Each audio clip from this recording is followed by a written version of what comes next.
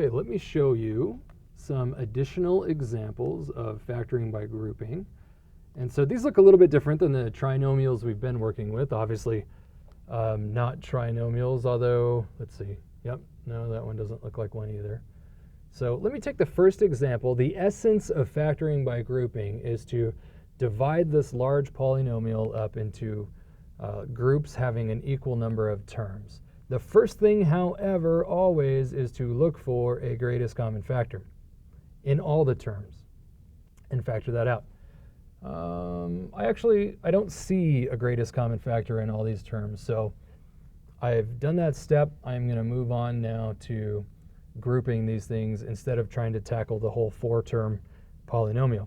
So let me just group the first 2 elements together and group the next 2 elements together. And as you're going through the process, if you don't like how you originally grouped it, that's okay. You can move terms around so long as your groups have an even number of terms in each group. So this is 2 groups of 2. After you do the grouping, you look for the greatest common factor within each group. So for the first group of terms, it looks like I've got a 2x as a greatest common factor. And what I'm left with is x squared. Oh, you know what? It looks like I could take out not just 2x, but I can take out 2x squared. So let me do that instead. Okay. 2x squared. And now, what do I have left there? I've got an x minus 5. Great. The second pair, it already says x minus 5.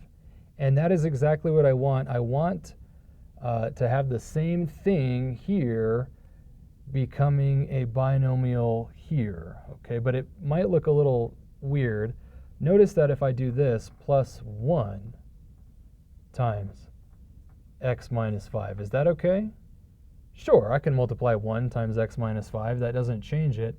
But now it looks more like what I'm looking for, which is a common binomial factor showing up here. So I'm going to take out that common binomial factor of x minus 5, and what I have left are the 2 terms that x minus 5 was being multiplied by. It was being multiplied by this, 2x squared. It was also being multiplied by 1. So I'm going to put 2x squared plus 1. Again, this looks a little bit different because I'm looking at x minus 5 as a whole unit, even though there are 2 terms. And when you look at it that way, I can say, yeah, x minus 5 times 2x squared, that's this first thing. X minus 5 times 1, that's the second thing. That's true. And if you multiply this out using the normal multiplication method, you would indeed come up with that original polynomial.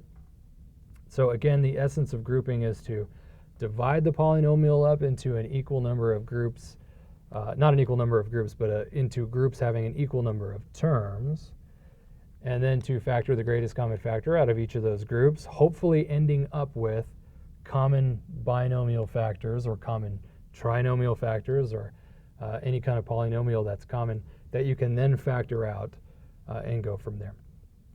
Let's take a look at the second example in doing what I just suggested. One thing you're going to be tempted to do with this example is to combine the 2x squared and the 6x squared because they're like terms. But then I would say you're kind of going backwards because we're not trying to simplify this polynomial per se. We're trying to come up with the factors that created this polynomial. So let me instead group this into groups that have the same number of terms. There are 2 ways to do it.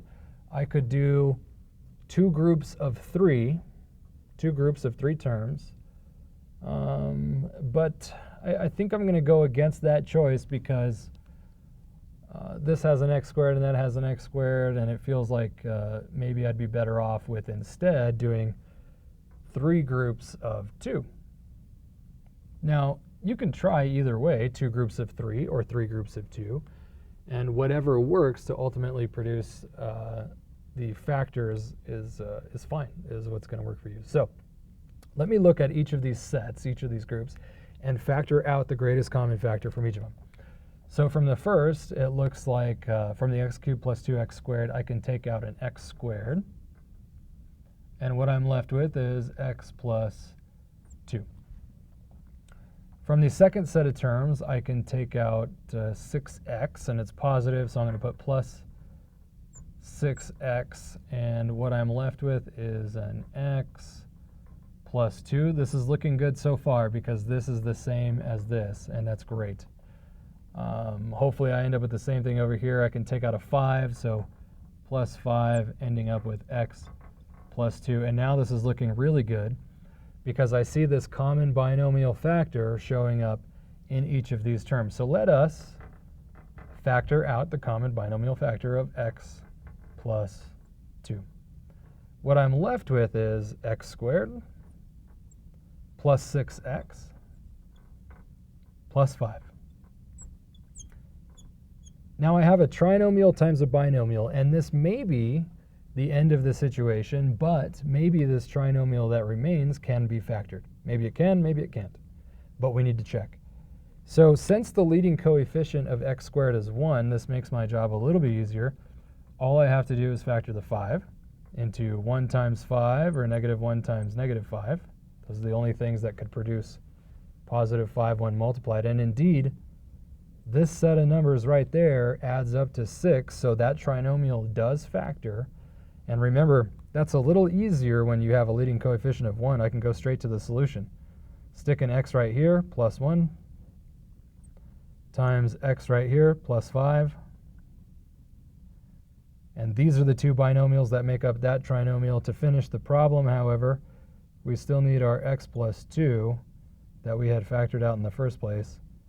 And there's our fully factored result. So it turns out that when you multiply these three binomials together, that's what gives that original polynomial for this problem. So that's about it for today. Thank you very much.